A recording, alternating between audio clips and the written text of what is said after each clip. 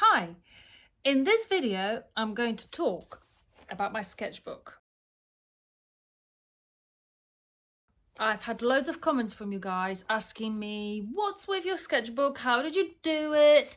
So in this video I'm just going to show you my sketchbook and I tell you what I did and how I did it. It's part of my creative process and how I get my ideas for my collagraphs. So it's very important for that creative process to happen in order so I can get ideas for all of my collagraph work. Hope you enjoy it. Here I was making some studies of my old paintings. So you can see I did a black and white photocopy of my old painting. And there's two others. So there's a series of 3 abstract paintings I did a while ago. And all I did is took a viewfinder, and I don't actually have a viewfinder, but what I do have is a little bit of old mounting board that I am not using anymore, and I just cut out both corners, and so I can make different size viewfinders.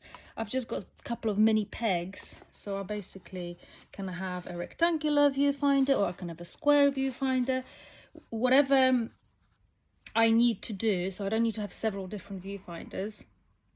And I just basically clip them with my little pegs that I got in a craft shop.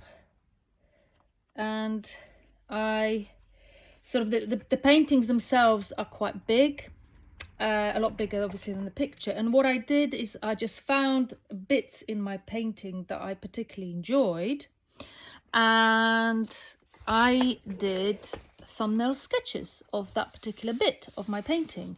And so for example, this bit you can see came from this painting here, and if you can see better here, so yeah, that was, so you can just dig out any old sketches, any old paintings you did, and just revisit them and find little pieces that you like. So I also have, so this is another one of my really old paintings, and again I would go and have a look and see if there's any nice particular sort of shapes that I like and do sort of thumbnail sketches of it. So I did that, and that was a little exercise, something fun to do. Then these are, again, what I did is I just made, I got some acrylic ink, and I made some little pens out of, they called cola pens. So you can find these cola pen, how to make a cola pen online anyway. Just type in how to make a cola pen, just out of Coca-Cola can and a stick, and just drawing. Or you can find any really tools to draw, paint with, a bit of twig, and you know, just go crazy on one big sheet of paper and just do loads of scribbles and just cut it all up and find the bits that you like the most and make little squares and just go crazy with collage on top. Just bits of collage you find. I love using all my old Gelli prints, so I have lots and lots. This is a really crazy one. That was just a pool of a dirty Gelli plate. How mad is that? All that. So I've got millions of these little Gelli plate printouts. Oh, I like this one quite a bit. Isn't that awesome? So I would just use all these papers, stick to one color scheme, so black and white and just one different color, maybe. So I just sort of used orange and pink, and just cut out little bits and sort of added to my thumbnails, and just have fun. It's just a playful exercise, really. It doesn't meant to be serious. So I use normally acrylic media to stick things on with and just paint over it, just to secure it. If you paint acrylic media on this underside of your collage paper. You can iron it on top. It's a fantastic way of just sticking in collage.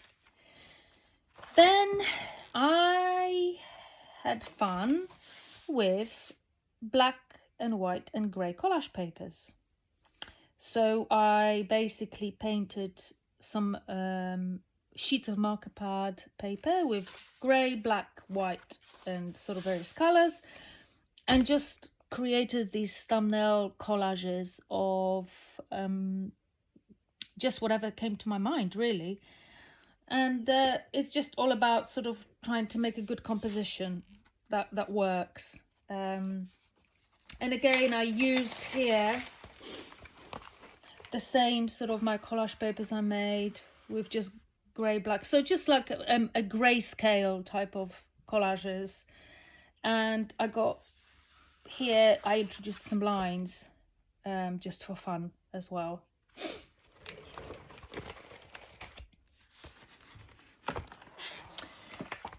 Here I made collage papers out of 2 primary colours, and all I did is I mixed 2 primary colours with each other and with white and black, and I got a huge scale of amazing collage papers. And you can see here, this is all just 2 primary colours, amazing, just red and yellow and white and black to mute them. So feel free to use your color wheel as a guide when you choose your 2 primaries to see what you're going to get when you mix white or blue with them. This is really useful. So a really useful guide of what you can, the range you could end up getting. But basically just playing about with colors, sort of more muted scale. I think I have done a more contrasting scale too a little bit later on. There you go. So yeah, again, just being as playful as you like. Here's, I've got some more black and white collage papers here. Now this is so much fun. Basically all you do is just get a bit of ink, acrylic ink or Indian ink, and just splodge everywhere. This grid was just made with masking tape, but it was a one painting before I peeled the masking tape off. So you just go crazy with a brush and some ink, then with a bit of white gesso and black paint, or black gesso and white paint, whatever. And again, use splattering, use color shaping tools, use scrapers, use needle points. I use that one to do a bit of scratching, as you can see, or scratching here. Just go crazy with it. And the same, so I did a small, so I have like a really thin masking tape that I was putting here to mask off my little thumbnails, and then when I finished I peeled it all off. And I've got a bigger scale ones as well. So this was just basically applying ink and then black and white paint. And what's so amazing about it is just getting ideas. So this one was I liked particularly, and I created a collagraph out of it in my last video. I mean, this, not sure I can do that one. But yeah, that was basically what I did here.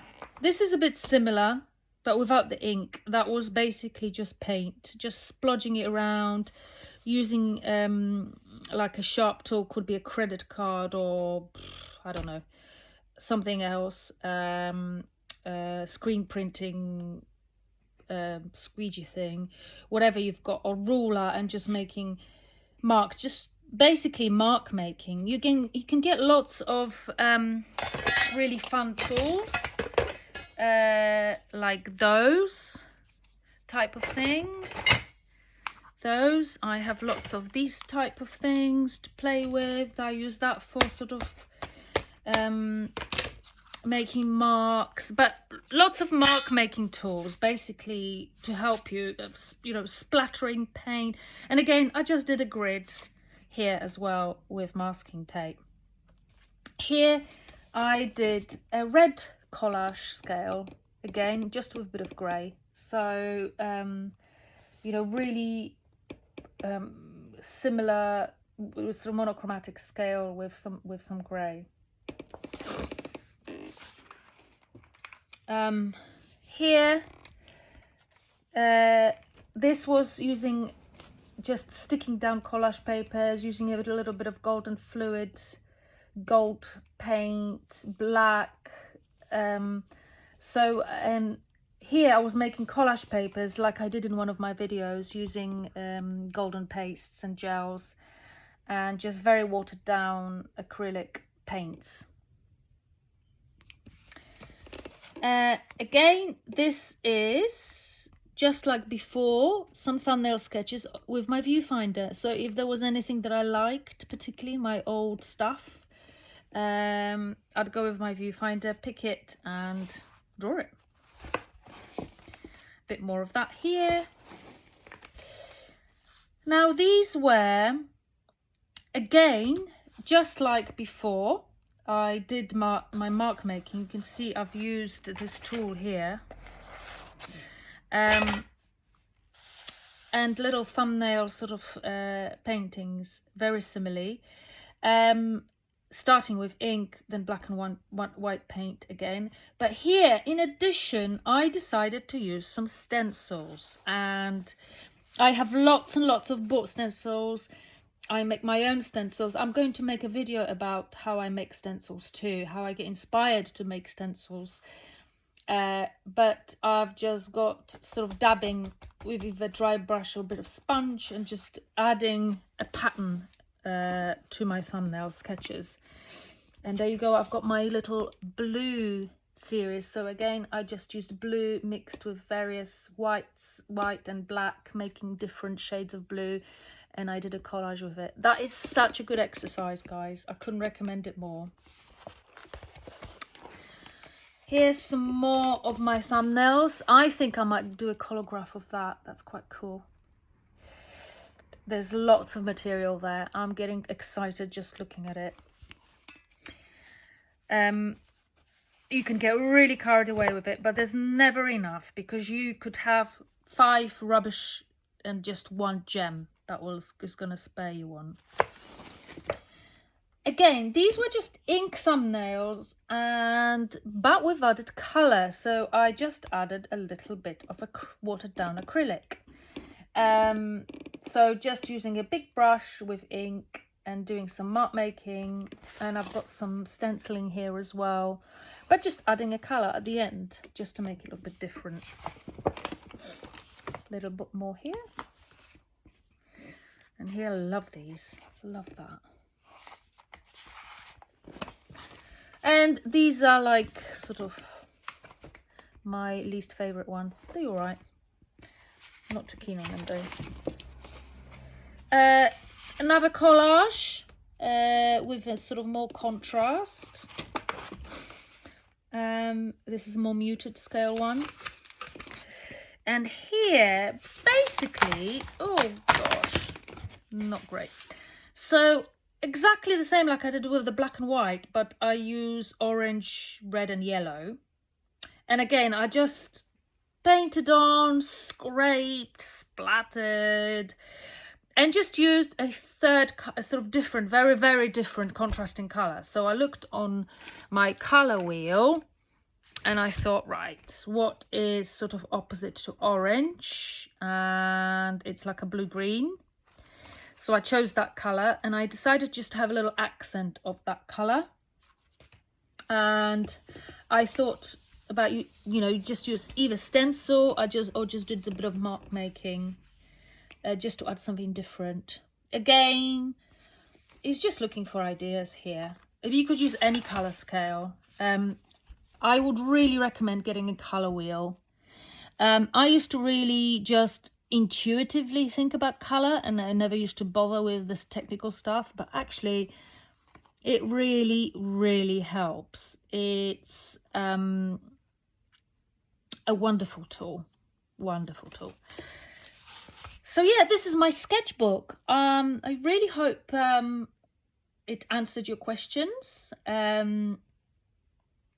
I did this, I just have to add, I did this sketchbook whilst doing Sally Hurst's composition course. She's a wonderful artist who I've learned from a lot. So if you want to take her course, I would strongly recommend. She's not paying me to promote her, but because I did this sketchbook doing her course, I feel it's only right for me to mention that I have achieved this following her wonderful tutorials. Thank you for watching, and see you at the next video.